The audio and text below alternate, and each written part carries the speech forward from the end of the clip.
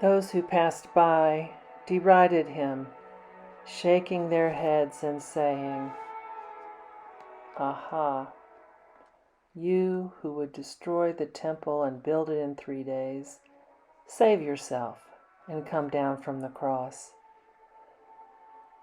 In the same way, the chief priests, along with the scribes, were also mocking him among themselves and saying, "He saved others, he cannot save himself.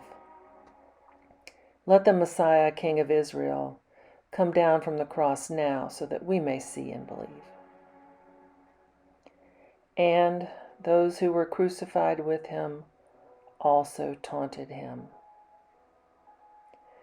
Jesus was wounded. He was wounded physically. After flogging, Pilate handed him over to be crucified.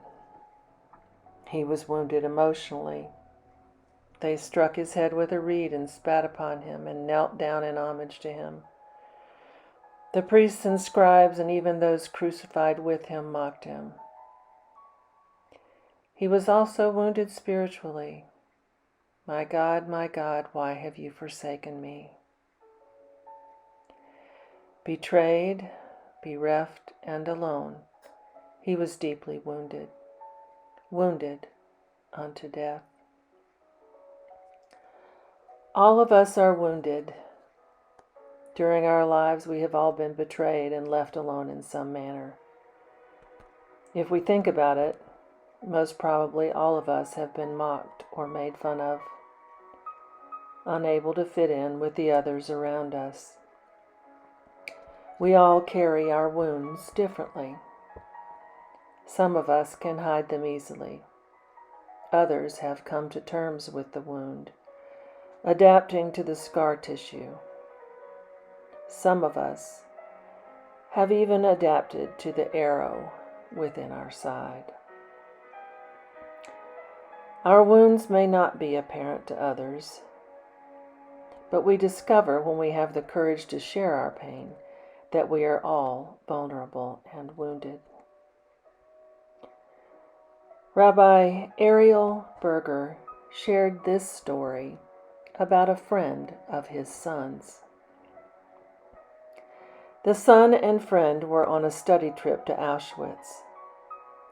It was a rigorous and emotional study within the barracks of the camp itself, where Jews were put to death during World War II. One day, the friend was not present for class. When pressed to answer why he was absent, he told this story. "My grandparents were prisoners in this camp.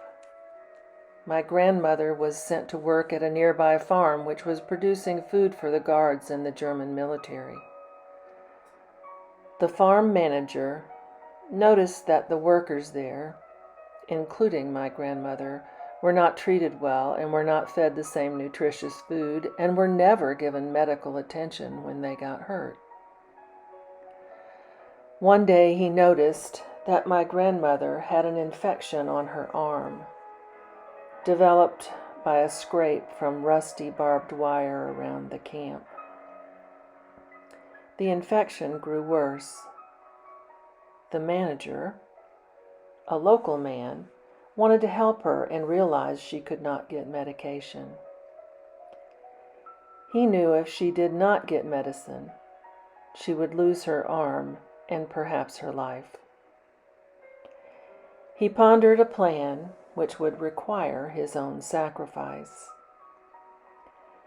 Then he purposely made a cut in his own arm and placed his wound next to hers so that his own arm would become infected. His arm indeed became infected quickly. When it did, he went and got medicine for the infection, which he then shared with my grandmother. He saved her life. And because he saved her life, the young student said, my grandparents survived and married. My mother was born, and as a result, 2 generations later, I am alive. Today, I missed class because I went to see that man who shared a wound with my grandmother so that she could live.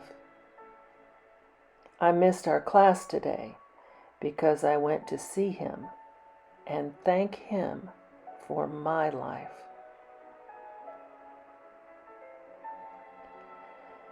We are all wounded. When we can truly see each other and share each other's pain, we become like Jesus, who came to share our suffering. Jesus, who in his humanity and divinity understands all types of wounds that we carry. Jesus, the generous, wounded one, endured his wounds for the love of each of us.